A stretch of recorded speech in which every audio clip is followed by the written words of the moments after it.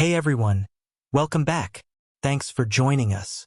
Today we've got a brand new story to share with you. So let's begin. It was supposed to be an ordinary evening at our friend's dinner party, until I heard that familiar laughter echoing from the kitchen. Not the kind that warms your heart, but the kind that makes it sink. I froze in the hallway, listening as my wife of 7 years regaled the guests with her favorite topic, me. "You should have seen him trying to assemble that bookshelf last weekend," she said, barely containing her laughter. "I swear, I married a complete clown." The room erupted in amusement as she continued. "He couldn't tell the difference between a screwdriver and a hammer if his life depended on it. Sometimes I wonder if he does it on purpose, like he's performing for an audience. But no, that's just who he is. My personal circus act. 12 years together, 7 of them married. And this was how she saw me. A joke. Punchline. I stood there, my grip tightening around the wine glass as a bitter truth settled in. A truth I had been avoiding for years. This wasn't the first time. Looking back, there were countless dinner parties, family gatherings, and social events where I had become the unwitting star of her comedy routine. I had always laughed along, convincing myself it was harmless teasing between partners. But something shifted that night. Maybe it was the way her voice carried a dismissive edge. Maybe it was the realization that she truly meant every word. Later, while mindlessly scrolling through social media, I stumbled upon something worse. Post after post, she had turned our private moments into entertainment for her online audience. Living with a clown has its perks. Free entertainment daily. #clownhusband, #never a dull moment. Hundreds of likes, comments from strangers, validation from people who had never met me but had already formed an opinion. The drive home was silent. She asked what was wrong, but I couldn't bring myself to answer. Not yet. My thoughts were a storm, replaying years of our relationship through this new, painful lens. How many times had I ignored the signs? How often had I allowed my dignity to be sacrificed for her amusement? That night, as she slept beside me, I reached a decision. If she wanted a clown, she had certainly found one. A fool who had mistaken ridicule for love. But if she thought I wasn't serious enough, I would show her just how serious I could be about one thing. Leaving. For the first time in years, I woke up with clarity. There was no dramatic confrontation, no emotional explosion, just quiet resolve. The first step? A phone call to an old college friend who had been offering me a position at his firm for years. A job I had dismissed because my wife had laughed it off as too ambitious for someone like me. "I'm interested," I told him. By the time I hung up, I had a meeting scheduled for the following week. As I caught my reflection in the mirror, something was different. For the first time in years, I didn't see a punchline. I saw a man ready to walk away from a one-sided circus. Over the next few days, I became hyper-aware of patterns I had previously ignored. The casual digs over breakfast about my choice of clothes. The hushed giggles during phone calls with her mother, followed by, "I'll tell you later," whenever I walked into the room. The text messages I glimpsed, mocking the way I loaded the dishwasher, as if even the simplest tasks were fuel for her endless amusement. It wasn't an accident. It wasn't harmless. It was a pattern. When you hear something enough times, even the most absurd idea starts to feel like truth. And for years, I had internalized the belief that I was somehow less competent, less capable, less worthy of respect. The meeting with my friend went better than expected. The job offer was a significant step up from my current position. More responsibility, better pay, and, most importantly, recognition for skills my wife had convinced me I didn't possess. I accepted on the spot. That night, I decided to talk to her. Maybe, just maybe, there was something to salvage. A misunderstanding that could be resolved through honest communication. I waited until after dinner, when we were both relaxed on the couch. "I need to talk to you about something that's been bothering me," I began, keeping my voice steady. "At the dinner party last week, and honestly for a long time now, I've noticed you make jokes at my expense. Calling me a clown, making fun of me to our friends and family." She looked up from her phone, amusement flickering across her face. "Are you serious right now? That's just how we joke around." Everyone does it. You're being way too sensitive. It doesn't feel like joking to me, I said. It feels like you don't respect me. And I found all those social media posts too. She rolled her eyes. Oh, please. People love those. They get tons of likes. It's not a big deal. It's a big deal to me, I insisted. How would you feel if I constantly made you the butt of jokes? If I publicly undermined you? She scoffed. That's different. You're just, you're kind of a goofy guy. That's what everyone loves about you. Don't try to be someone you're not. In that moment, I realized two things. First, she genuinely didn't see anything wrong with her behavior. Second, she had no intention of changing it. The conversation spiraled in circles, her dismissing my concerns, me trying to explain why it mattered. By the end, she offered a half-hearted, "I'll think about it." But her tone made it clear she considered the matter trivial. That night, I created a private document outlining my plan. I would give her 1 month to demonstrate genuine change. During that time, I would prepare for all possibilities. The next day, I opened a separate bank account and deposited my first paycheck from the new job there. I researched apartments in the area. I consulted with a lawyer to understand my options. Some might call these steps extreme, but they weren't about revenge. They were about self-preservation, about finally becoming serious enough to protect myself from further emotional damage. As I closed my laptop that night, I felt neither anger nor sadness, just a steady resolve to reclaim the dignity I had surrendered for far too long. The transformation began subtly. My new position required a wardrobe upgrade, so I replaced my dated clothes with tailored suits that commanded respect in the boardroom. When she commented that I looked like a kid playing dress-up, I simply smiled and walked out the door. No reaction, no defense, no wounded look she could use to reaffirm her narrative about me. At work, I thrived. Years of suppressing my ideas and second-guessing my abilities melted away as colleagues responded positively to my contributions. Within 3 weeks, I successfully negotiated a contract that brought in substantial new business. The regional director personally called to congratulate me, mentioning potential for further advancement. At home, I implemented boundaries with quiet determination. When she attempted to interrupt me during calls with belittling gestures meant to make me lose my train of thought, I simply moved to another room and closed the door. When she tried to help me with tasks by taking over and sighing dramatically at my apparent ineptitude, I calmly stated, "I've got this," and continued without acknowledging her theatrical frustration. The changes weren't just professional. I reconnected with old friends she had dismissed as boring or too serious for our social circle. Weekly basketball games and occasional fishing trips gave me space to rebuild my identity outside our relationship. These friends noticed the difference immediately, commenting on my renewed confidence and focus. Her reaction to these changes evolved in predictable stages. First came confusion, then irritation, followed by increasingly desperate attempts to restore the previous dynamic. She tried provoking reactions with sharper criticisms, but when those failed to land, she switched tactics. "You're working too much," she complained one evening. "We never spend time together anymore. Don't you care about our marriage?"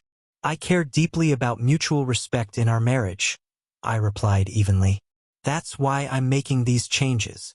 Her eyes widened slightly at the implication. For perhaps the first time, she realized something fundamental had shifted. Later that night, she approached with a different strategy, affection and reminiscence about how things used to be, accompanied by suggestions that my new attitude was creating distance between us. I acknowledged the distance but didn't accept responsibility for it. "I'm still the same person," I explained. "I'm just no longer willing to be the punchline to your jokes." The following weekend, she organized a dinner with friends, the same group from the party where I'd overheard her clown comments. Throughout the evening, I noticed her watching me nervously, particularly whenever conversation turned toward our relationship or my work. When someone asked about my recent promotion, she quickly interjected, "Oh, he's gotten so serious lately. Barely has time for fun anymore. Remember how he used to be the life of the party?" The table grew awkwardly silent, sensing the tension beneath her words. I took a sip of water and responded calmly. I still enjoy having fun. I've just realized there's a difference between being laughed with and being laughed at. Several guests nodded in understanding while she flushed deeply. Later that night, she accused me of embarrassing her in front of our friends. The irony wasn't lost on me, but I didn't point it out. Instead, I asked a simple question. Do you respect me? Her hesitation before answering told me everything I needed to know. The carefully crafted response that followed, full of deflections and qualifications, only confirmed what I had already decided. The 1-month timeline I had given for change was halfway expired, and nothing substantive had improved. If anything, her resistance to my evolution had only strengthened my resolve. That night, I finalized the lease on an apartment across town, not as a dramatic gesture or ultimatum, but as a necessary step toward whatever came next. The pieces were falling into place for a decisive exit from a relationship that had slowly eroded my sense of self-worth over years.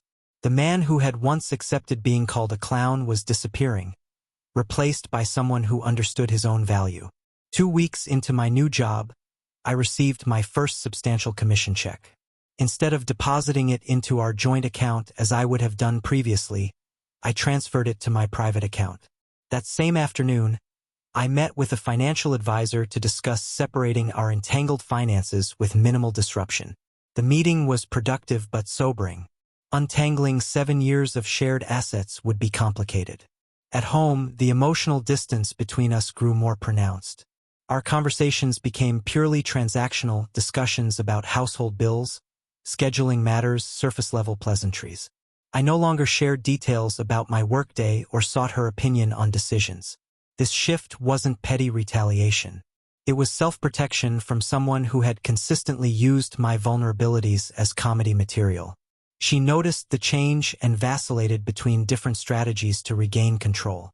Some days, she attempted reconciliation through small gestures, cooking my favorite meals or suggesting weekend getaways to reconnect. Other days, she reverted to subtle digs and passive-aggressive comments, testing whether I would fall back into old patterns of appeasement. "The kitchen sink is leaking again," she mentioned one evening. "But I guess you're too important with your fancy new job to fix it now. Should I call a real handyman?" 3 months ago, that comment would have triggered an immediate response, either defensive justification or an eager attempt to prove my competence by fixing it immediately. Instead, I nodded and replied, "That's a good idea. I'll transfer money for a professional to handle it." Her momentary expression of disappointment revealed everything. She hadn't actually wanted the sink fixed. She had wanted to provoke a reaction, to reaffirm the narrative she had carefully crafted over the years. But this time, I didn't give her the satisfaction. The following weekend, we attended her cousin's wedding. Throughout the reception, I noticed her watching me carefully, particularly when we interacted with family members who hadn't seen us in months. When her uncle inquired about my career change, I spoke confidently about my new position and recent successes. "He's been so serious lately," she interjected with a laugh that didn't quite reach her eyes. "Sometimes I miss my funny clown who used to make everyone laugh." The table fell silent. Her uncle glanced between us, clearly uncomfortable. I took a measured sip of champagne before responding. "I've realized there's a time and place for humor, especially in professional settings. Speaking of which, how's your real estate business going?" The conversation shifted naturally, but the tension lingered. Later, as we drove home in silence, she finally confronted the elephant in the room. "What's happening to us? You're like a stranger lately. Is this still about those jokes? Because I've been trying to cut back on those." "Have you?" I asked quietly. "Because you called me a clown again tonight, in front of your entire family." She sighed, exasperated. "That was different. I was just saying I miss your fun side."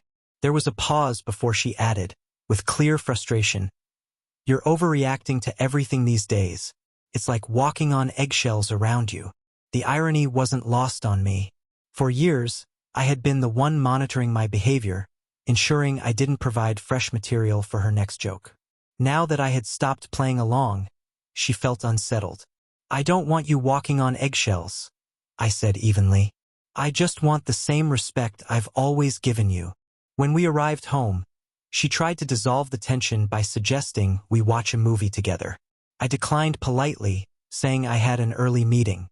In reality, I spent the next 2 hours in my home office, finalizing arrangements for my new apartment and scheduling movers for the following weekend, timed precisely for when she'd be visiting her sister.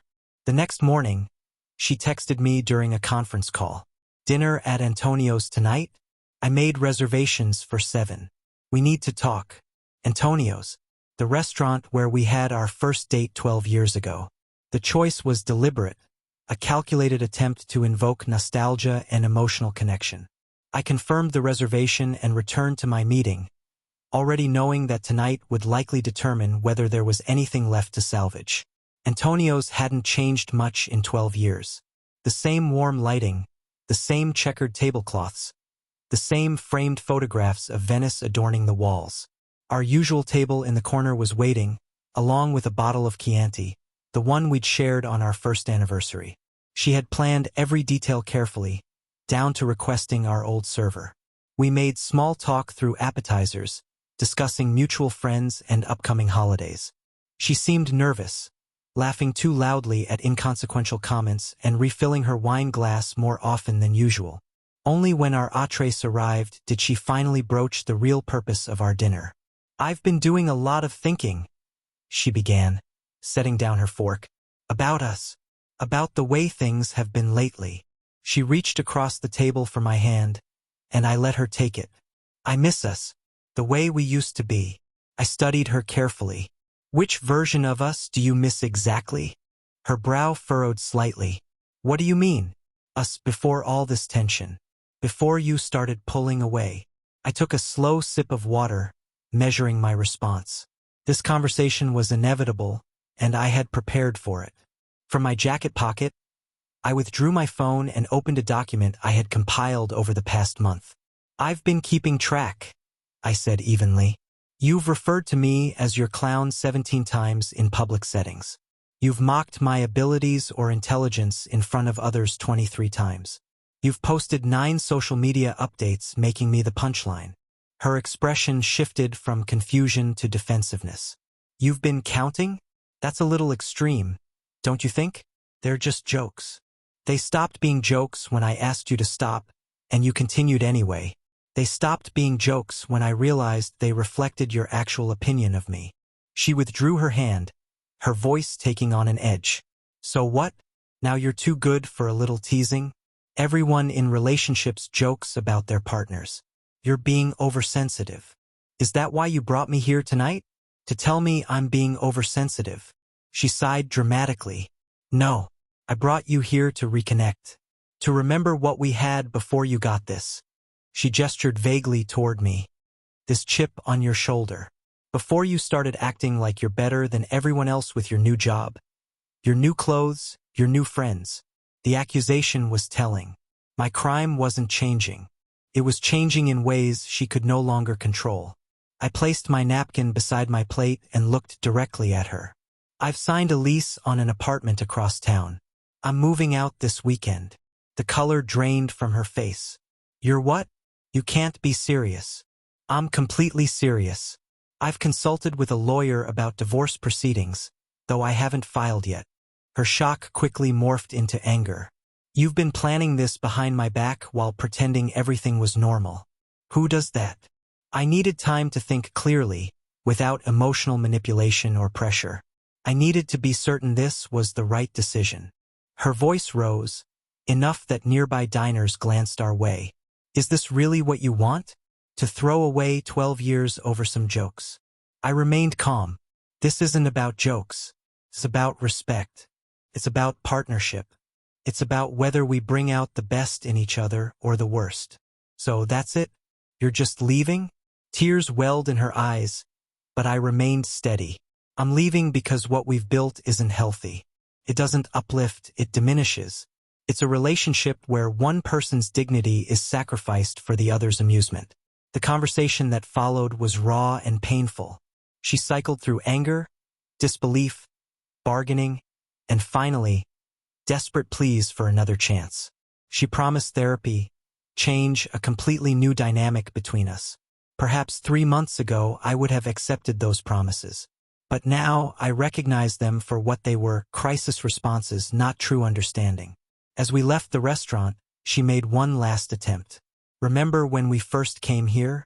You were so nervous you knocked over your water glass. We laughed about it for weeks." "Yes," I replied quietly. "We laughed because back then you found it endearing, not because you were using it to establish superiority or entertain others at my expense." The drive home was silent except for her occasional sniffling. When we arrived, she asked if there was anything she could say or do to change my mind. I considered my answer carefully. "I need to see actions, not promises. I need to see that you understand why this happened, not just that you want to prevent it from happening." That night, as she slept fitfully beside me, I finalized the last details of my departure, not with satisfaction or vindication, but with the solemn recognition that sometimes the bravest choice is walking away from someone who refuses to see your worth. Moving day arrived with unexpected clarity. While she visited her sister, as planned, I quietly transferred my essential belongings to the new apartment. No dramatic emptying of closets or splitting of shared possessions. That would come later. For now, I took only what was unquestionably mine: clothes, personal documents, family heirlooms, the tools my grandfather had passed down to me. The apartment was smaller than our house, but it felt expansive in its simplicity. No clutter of accumulated compromises. As I placed my books onto the newly assembled shelves, I realized I wasn't just creating a living space. I was building a tangible reflection of my reclaimed identity. When she returned that evening and saw my partial departure, the storm erupted. Frantic calls, accusatory texts, a tearful visit to my apartment, where she cycled again between pleading and berating. I held my ground, calm but firm. When she finally left, slamming the door behind her, I felt no triumph, no regret, just the quiet certainty that, for the first time in years, I was prioritizing my own well-being. News of our separation spread quickly. Her closest friends embraced her narrative of betrayal and abandonment. My family, who had long witnessed her belittling behavior in silence, expressed quiet relief. Most surprising were the friends who reached out privately. "We should have said something," admitted one over coffee. "But she always made it seem like you were in on the joke, like it was just your dynamic as a couple." "I believed that too," I admitted, "for far too long." 2 weeks into our separation, she asked to meet at a park we used to visit when we had a dog. She arrived subdued, her usual polished exterior absent. We sat on a bench overlooking the pond, watching ducks disrupt the still water. "I've been seeing a therapist," she said, "twice a week since you left." I nodded but said nothing, giving her space to continue. "She's helping me understand some things about myself, about why I needed to make you smaller to feel secure." She twisted her wedding ring anxiously. "I never thought you would actually leave. I thought we had an understanding." I met her gaze. "What kind of understanding did you think we had? That you were okay with it? That it was just how we were?" She looked down at her hands. "I think I convinced myself you didn't really mind because if I admitted I was hurting you, I'd have to face the kind of person that made me." For the first time, I heard genuine reflection rather than strategic remorse. But acknowledgement wasn't the same as transformation. One therapy session couldn't undo years of ingrained behavior or rebuild the foundation we had eroded. "I appreciate you sharing that," I said. "Does that mean there's hope?" She asked, her voice vulnerable. "That maybe someday we could try again?" I considered my answer carefully. "I think we both need time and space to grow before we can answer that. Some lines, once crossed, change relationships permanently." In the weeks that followed, we took a businesslike approach to separating our lives. Through my lawyer, I proposed a fair division of assets. She resisted at first but eventually agreed without the drawn-out battle I had feared. At work, I thrived.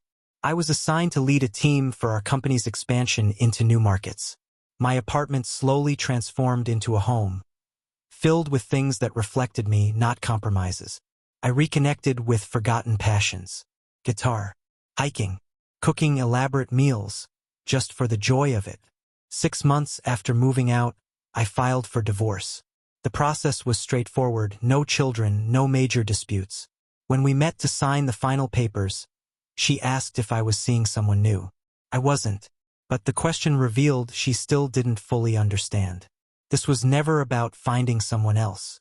It was about finding myself. I want you to know something, I told her before we parted. I don't hate you. I don't even regret our marriage. But I've learned something fundamental. Respect isn't optional in relationships. It's foundational. Without it, nothing else stands. She nodded, eyes glistening. I understand that now. Too late, but I understand. As I walked away, I felt lighter than I had in years. The man who had spent so long playing the clown in his own life had finally taken his last bow. The future stretched before me, uncertain but mine. And for the first time in a long time, that was enough. Thanks for watching. If you enjoyed this video, don't forget to like, comment, and subscribe for more stories like this. See you next time.